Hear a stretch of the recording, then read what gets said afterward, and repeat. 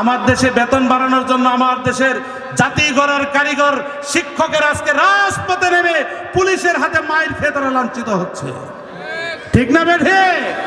একটু বেতন, একটু ভালোভাবে, একটু স্বাচ্ছন্দ্যে জীবনযাপন করার জন্য শিক্ষকের আজকে লাঞ্ছিত হয়, আজকে অপমানিত হয়, আজকে পদদলিত হওয়া লাগতেছে আমার দেশে। কথা বলেন ঠিক না বেঠে?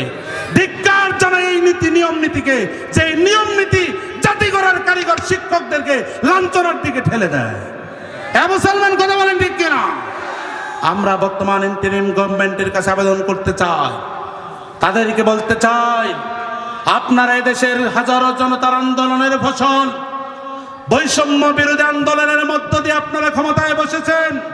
সকল বৈষম্যের কবর রচনা করে যত জায়গায় বৈষম্য হচ্ছে, যত জায়গায় অন্যায় হচ্ছে, সকল অন্যায়কে চিরতরে খতম করার ব্যবস্থা আপনারা করেন, অন্যথায় জাতি আপনাদেরকেও ছেড়ে দেবে না। মুসলমান কথা